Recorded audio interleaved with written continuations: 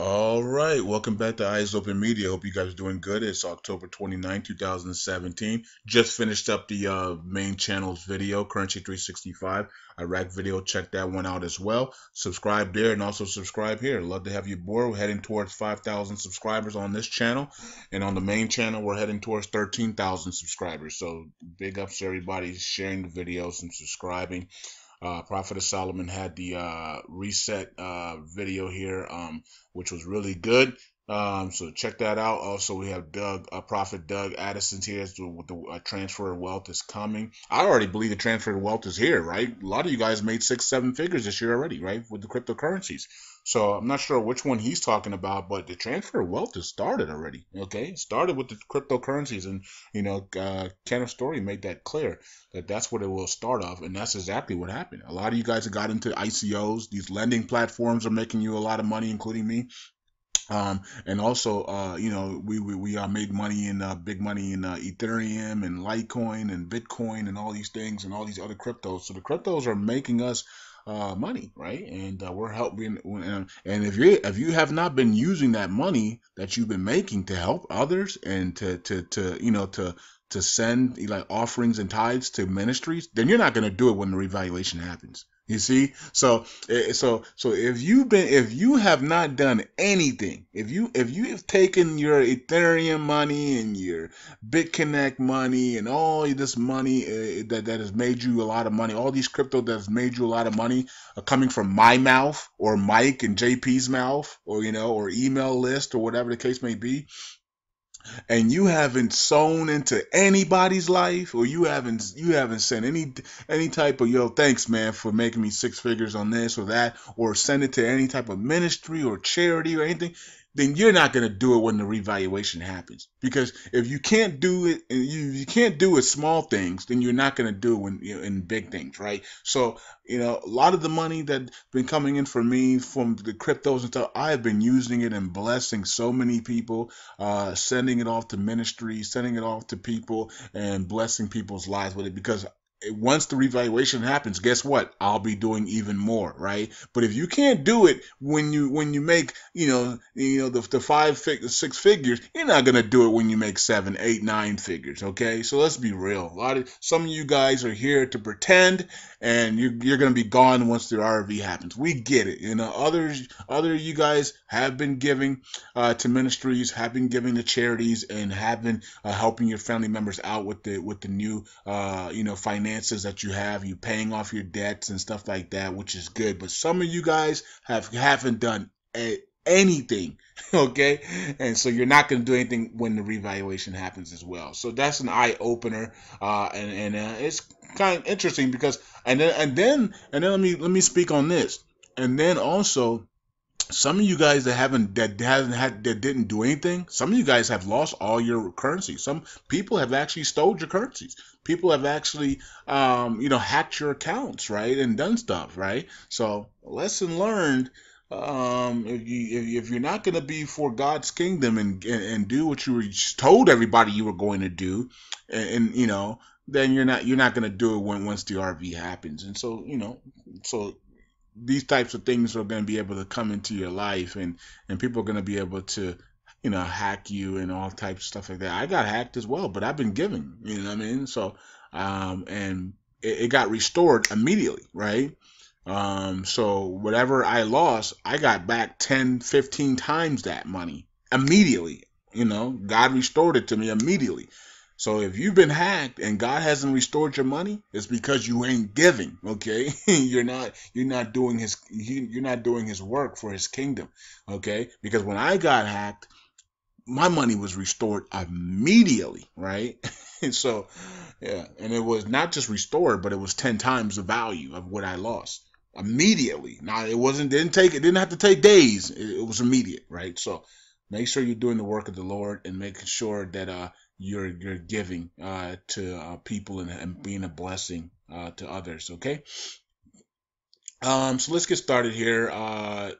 There is some chaos going on. Actually, let's get into the chaos now before we start there. So there is some chaos going on now, and it says breaking rioters, PDK rioters physically attack NRT reporters amidst clashes in front of the parliament, Kurdish parliament. So there is some clashes going on right now in Kurdish parliament inside the building. I heard it was inside the building and outside the building. You're gonna see here in this video of them getting attacked here, just doing an interview. So let's watch it. So here comes the people. Here comes the Barzani people. So they're angry that Barzani is resigning, and they're taking it out on everybody. so, so they're burning. I wouldn't be surprised if they started burning people as well. Oh my goodness. So, look at that. That's crazy, right? So they attacked the news people. They are upset that Barzani is basically stepping down as president today, and it goes into effect November 1st. So interesting, guys and girls. Interesting that they're taking it out on everybody. I wouldn't be surprised if they started burning everything down as well. So it says Barzani loyalists are now looting the Christian parliament. Yeah, so they're inside, they're looting it. They're probably going to burn the stuff down. They're angry that Barzani is no longer their president. Okay, so it is what it is. So let's get on to some okay news. I've been waiting on the CBI law to get passed. I talked about it on the Iraq video today, that I expect the CBI law to get passed on Monday, and I told you guys that last week. I said I'm looking for it on Monday, since we saw the electoral elections law finally get passed. I said look for Monday for the CBI law. So they have it on the agenda for Monday. So it's good. So it says here, and the voting principle is a proposed law of the amend the law of the elections. Okay, that's not the one we're looking for. It says where is it? There it is. It says let me see here. The government, the Republic of Iraq, the government of Islamic Republic of Iran, and the voting on the draft law amending the law of the Association of Accounts and Auditors, and the voting of the draft amendment of the second law of the Central Bank of Iraq issued. Okay, I think that is it. Okay, I could be wrong, but I think this is it. The voting on the draft amendment of the second law of the central bank. So the central bank law. This is the independent central bank law.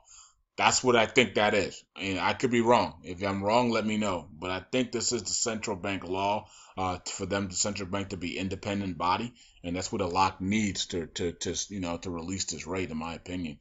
He needs to be an independent body, because all central banks are independent from their government, and right now the central bank is not independent because this law isn't passed. So he needs that law to be passed so he can be independent of the GOI and the finance committee. Okay, so that's cool. So hopefully that gets passed tomorrow. Okay, and hopefully we get the central bank law tomorrow. Okay, what else is going on here? It's just Kurdish heavy fire inside Kurdistan Parliament. Okay, and I think Hadia brought this up as well on Facebook. Yeah, so heavy fire inside Kurdistan Parliament. Not sure if they're burning things down or they're rioting and just breaking everything down. We don't know. So they did smack the camera guy.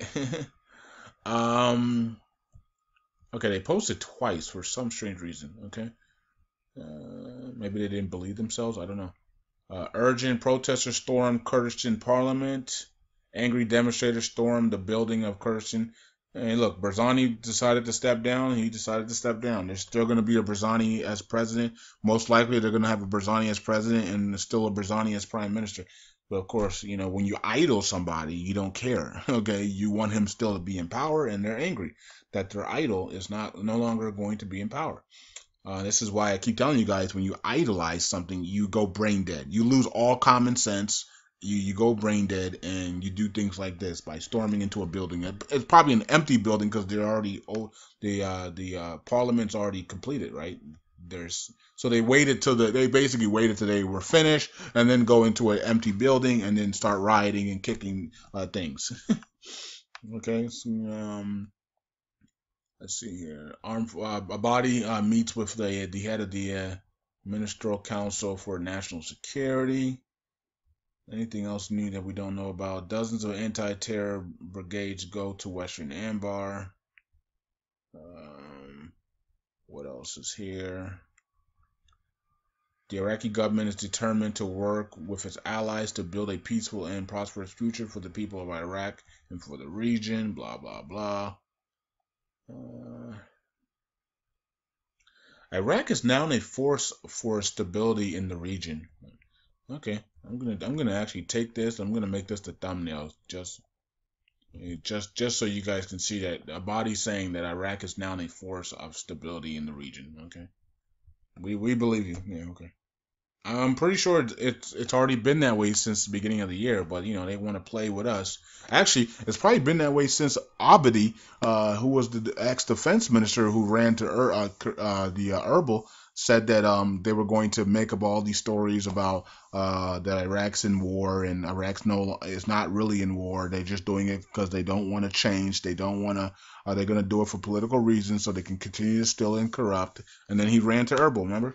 So here we are over a year and some change after Abadi's summer of last year's quote, and we're still not completely liberated of this country. So was Abadi correct? Of course he was correct. That's why he ran to Erbil. Okay, so here we are still. And Albany said that they were going to delay everything and continue to delay as long as they can because they are corrupt and they are stealing from the country. And as long as they can keep it that way, they're going to continue to steal, okay, until the entire country is liberated. And then he ran to Erbil. Okay, so we know that Barzani's out. Is going to be out now, so we don't have to talk about that. Let's see here. Beijing. This is interesting. Beijing says that Baghdad is to sign a reconstruction agreement and announce that 2018 is going to be the year of stability. Interesting. So there seems like, well, it says China on Sunday offered to sign an agreement on Iraq to contribute to the reconstruction and delivery of aid, while the Iraqi government confirmed that the year 2018 will be the year of stability in the liberated areas. Okay, so I'll have this article for you guys to read it all. I'm not going to read it here. And also for John, you were talking about the Baghdadi a couple weeks ago, and I told you he's, just give it a couple of days, they'll bring him back, and because we only have two areas left, right, Rawa and Qaim. So here he is. He's back. Okay, so back in the news, Baghdadi, new information about Baghdadi changed shape and disappeared, saying that the Baghdadi, the leader of Daesh organization, was outside the control of areas of his followers, pointing out that he disappeared for years, changed his name up and stuff like that. His nickname is Baghdadi. He may have emerged from the battle zones and confrontations of the Iraqi camps and around Syria area. Okay, and he disguised himself, changed his appearance over the years to make himself more freely and less identifiable. Blah blah blah blah blah. Okay, so this is what they're saying about Baghdadi. They say that it's going to be hard to find him because he's changed his appearance and he's changed the way he's looked. Okay, and it's unlikely that Baghdadi is in Qaim. They're saying he says that it's been besieged for several months. Blah blah blah blah blah. Okay, so he's back in the news. We only have two areas left to go, Rawa and Qaim. So we'll see what America does. We'll see if it's coded for Qaim and Rawa to end with the killing or capture of Baghdadi at the same time. We shall see. He's back in the news with two areas to go in Western Anbar. Let's see if America brings out the news when in 0 hour of Rawa and Qaim that they got Baghdad. Okay, let's see if they bring some type of news out like that. If he's gone, if he's killed, or if they captured him. Okay, so that's what's coming most likely. We're going to get some type of news on Baghdadi when we finish Qaim and Rawa. And people will still, and when that happens, people will still not believe that we're in a Hollywood script and it's all being done by supercomputers and coded information. I mean, even when that happens, The fact that I'm saying it now, and then when Rawan Qaim comes to 0 hours and America said, "Oh, we got Baghdadi," people are still gonna think that it's just coincidence. Like it was a coincidence. I told John, just wait about another week or two, and you're gonna hear from Baghdadi again. Oh gosh, you guys crack me up. You want to believe so bad in a normal life. That's not possible when you have people this evil running the world. Um, it says this is what Barzani's message contained in the Kurds in Parliament. Who cares? But I will have it for you guys to read if you guys care.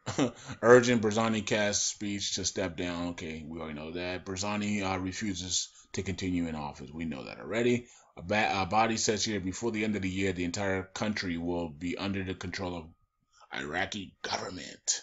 Okay.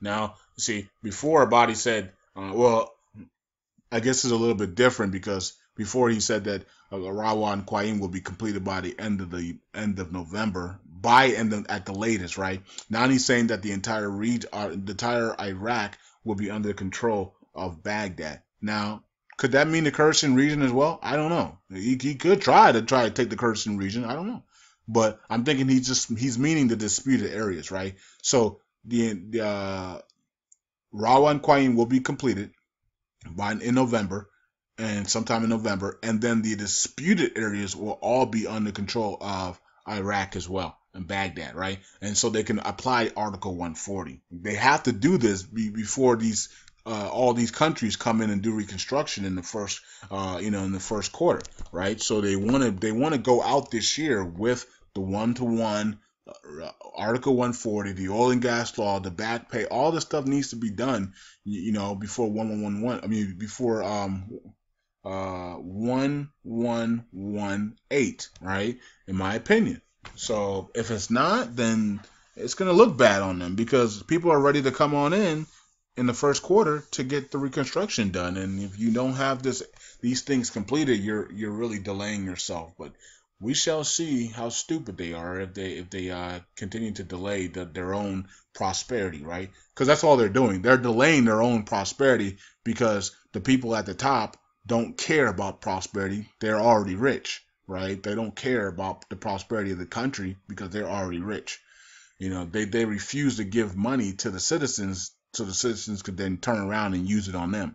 Okay, so that's what we're dealing with. We all know this already, and yeah, so we'll see how this thing all plays out, and slowly but surely it's turning around, and at some point Allah's gonna have to make a move. Okay, so we know that, he knows it, everybody knows it, or they're just gonna get rid of him. Either he makes a move, or they're gonna get rid of him, and there's gonna be no excuse once the land is fully liberated. And a body put his foot in his mouth saying that Rawan Qaim is gonna be done in November. So you put a foot in your mouth. Once they're done, there's no excuse why you're not changing your value when you're no longer under the MCP and you're no longer, under no restrictions. Okay. Now, if they want to wait till April, then they'll wait till April 2018. That's fine. That's what they want to do. And they want to change the rate then, and because they're more comfortable with April instead of November, December, or 1118, then that's fine. They'll go until April, and then they'll change the rate in April. So it is what it is. We'll see a rate change soon because there's no restrictions and there's no MCP. So before 2010 happened, when they put the MCP and they put the restrictions and they flooded U.S. dollars, the rate changed every year. So there is no more restrictions in MCP, so the rate will change. So you know what I mean. So because it'll just go back to what it was before, and it might change slowly and move up slowly, or it might change big. We don't know. By April, they should definitely be at 1-to-1, right? If they do change rate in April next year, like John is saying, then it'll be 1-to-1 something, right? Or it might be 2+ by that time. We don't know.